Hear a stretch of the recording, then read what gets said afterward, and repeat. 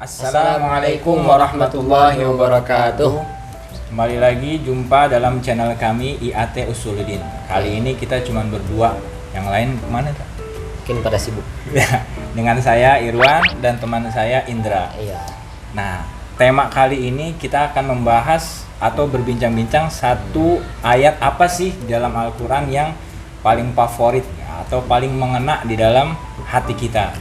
Nah, mungkin dimulai dari Bang Indra nih. Jadi ini tentang pengalaman pribadi aja berarti. Boleh, apa aja bebas. Kan ayat Al-Quran sampai 6.000 lebih tuh. Masa nggak ada sih satu yang favorit? Oh, yang berkesan gitu kan di hati kita gitu kan. Oh iya. Bang Irwan dulu deh. Karena Anda lebih tua gitu jadinya. Oke, iya, harus sebagai pengalaman hidup. Enggak, kalau dibilang favorit tentunya semua, insya Allah semua ayat Al-Quran itu favorit. Tapi betul. ada satu ayat yang berkaitan dengan sabar. Dan makna sabar ini kan menyeluruh ya, general, siapapun bisa menempuh jalan sabar ini gitu. Mungkin bisa dibacain ayatnya, ayat surat An-Nahl ayat 126. An-Nahl 126 ya. Ini teman-teman kita nih hafiz soalnya. Amin, amin. Mudah-mudahan ya.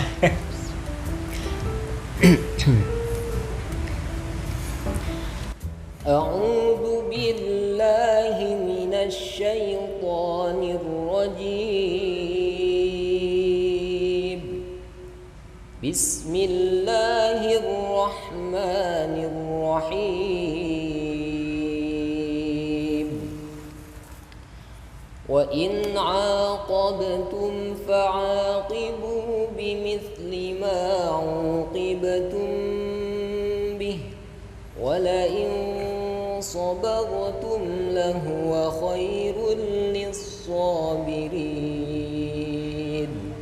Wasbir wa ma sabruka illa billahi wa la tahzan 'alaihim ولا تحزن عليهم ولا تك في ضيق مما يمكرون إن الله مع الذين اتقوا والذين هم محسنون. Shadaqallahul Adzim. Udah. Sampai terlena kita suaranya gitu kan, karena suaranya mungkin terlalu lirih gitu kan, menghayati gitu. Jadi ayat ini berkaitan dengan sabar. Kalau berbicara tentang sabar, tentu kan ruang lingkupnya luas nih, Bro. Oke, pasti. Salah satunya dengan menahan amarah. Nah, apa sih yang dimaksud dengan menahan amarah tersebut? Jadi kriteria sabar itu salah satunya menahan amarah. Nah, salah satunya menahan amarah. Kan dijelaskan di surat Al-Imran ya, wal kazibinal ghaidza wal 'afina 'anil nas. Di antara orang-orang yang dijanjikan surga oleh Allah Subhanahu wa taala adalah mereka yang mampu menahan amarahnya. Cuman prakteknya di masyarakat, menahan amarah itu terkadang seseorang mampu menahannya bukan lantaran dia bisa menahan amarah, namun karena tidak mampu meluapkan. Contoh, misalnya ada seseorang yang badannya kecil, kemudian dia mendapatkan perlakuan yang tidak enak dari seseorang yang badannya besar. Berarti itu tidak termasuk sabar kalau kayak gitu. Nanti kita jelasin dulu. Oh, iya. Saat dia mendapatkan perlakuan yang tidak enak, tentu dia mampu tuh menahan amarah, bukan lantaran dia memang ingin menahan amarah, tapi nggak berani. Nah gitu kan. Motivasinya nggak berani. Atau mungkin juga ketika orang ini badannya besar, lalu mendapatkan perlakuan yang tidak enak dari yang badannya kecil, tentu dengan kekuatannya dia mampu untuk membalas. Nah di sini nih poinnya, dia bisa nggak menahan amarahnya. Jadi menahan amarah itu bukan tidak mampu meluapkan, tetapi ada kekuatan untuk meluapkan, namun ditahan. Nah itu yang dimaksud dengan intinya di situ menahan amarah. Nah ayat ini, semua ayat Al-Quran kan tidak turun ujuk-ujuk tuh, pasti ada asbabun nuzulnya. Kita ambil pendapat yang ini nih. Nah ayat ini berkaitan dengan Nabi Muhammad SAW dan kaum muslimin yang saat itu mendapatkan ujian kekalahan pada peperangan Uhud. Nah kaum muslimin ada yang terbunuh sampai 70, diantaranya ada paman Nabi tercinta yaitu Sayyidina Hamzah itu ya, berarti yang dirobek dadanya, jantungnya itu dimakan oleh salah seorang Hindun ya. Nah di dalam tafsir At-Tabari di sini dijelaskan bahwasanya saat Nabi melihat jasad pamannya tersebut, perutnya terkoyak, hidungnya putus ya atau buntung lah, cuman kupingnya Berarti juga dimutilasi gitu. ya dicincang lah bahasanya. Nah saat itu Nabi marah. Nabi marah sebagai melihat Nabi dari sisi kemanusiaannya ya. Nah Nabi berkata di sini dijelaskan la in zoharna alaihim lanumatsilan nabi salasina rajulan minhum. Kata Nabi SAW, seandainya telah tampak kemenangan bagi kami, maksudnya kaum muslimin, niscaya akan kami cincang mereka 30 orang dari kaum musuh-musuh kami sebagaimana mereka mencincang Hamzah.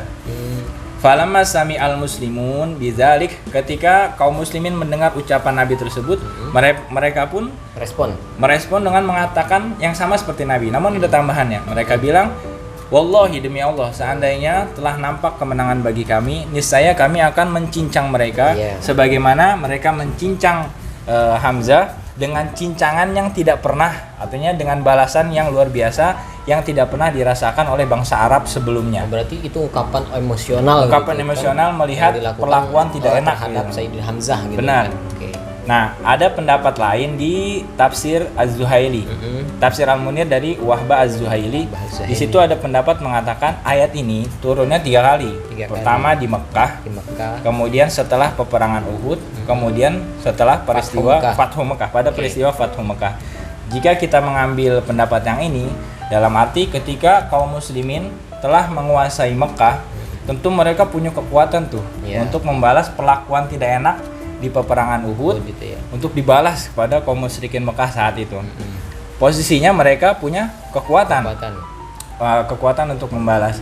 Namun saat itu Allah menegur mereka melalui ayat ini. Dalam arti wa in aqabatum fa'aqibu bimithli ma uqibatum bih. Seperti Allah bilang, ya Muhammad dan kaum muslimin tentunya, kalau kalian ingin membalas perlakuan mereka, balaslah dengan perlakuan yang sama. Wala in sabartum lahuwa khairul lis-sabirin. Kalian kalau membalas mereka, silakan balas dengan balasan yang setimpal. Namun kalau kalian bisa mampu bersabar, lahuwa khairul lis-sabirin, maka itu sebaik-baiknya perbuatan yang dilakukan oleh orang-orang yang bersabar. Berarti intinya di situ berarti. Intinya di situ mereka mampu menahan amarah tatkala mereka punya kekuatan untuk melampiaskannya. Dari sini poinnya nih. Berarti seorang misalkan disakiti nih, tetapi dia malah diam gitu kan, karena dia nggak punya kekuatan. Dia hanya diam gitu kan. Berarti intinya dia itu sebenarnya nggak sabar gitu. Nggak sabar. Karena dia nggak punya kekuatan untuk membalas. Bener. Gitu, kadang terucap juga gini. Saya mah sabar dah. Justru nanti, dendam kesumat dari dia kan. Nanti biar Allah yang membalas. Nah, itu seolah-olah melampiaskan nanti Allah loh yang balas. Nah, itu sebenarnya bukan sabar juga. Ini bahasanya memang ringan diucapin, tapi prakteknya berat nih. Karena kita saat ini kan lagi enak-enak aja, enjoy ngerokok, ngopi, lagi enjoy. Bisa nggak kita menahan sabar itu, menahan amarah tatkala kita diperlakukan sesuatu yang tidak enak? Itu berat banget. Tapi Al-Quran mengajarkan seperti itu, bahwasanya kalau mampu untuk bersabar, ya sabar dulu aja. Sabar gitu. Iya bener ya. Tapi jangan nyerahin ke Allah, nanti Allah yang balas. Jangan memperbudak Tuhan gitu. Iya, jangan memperbudak Tuhan bahasanya. Nah, kalau ente sendiri punya nggak satu ayat yang favorit lah, atau mempunyai pesan dan kesan untuk diri sendiri dan masyarakat? Oh, jadi untuk ayat-ayat favorit menurut Anda ya? Kayaknya di video selanjutnya deh. Oh nih curang. Ya, udah nggak apa-apa. Ini berhubung ini udah jam 18 bentar lagi maghrib kita harus stay. Jadi kalau gitu dari pembahasan Ane tadi bisa nggak kasih closing? Oke, sebagai closing statement ya. Benar.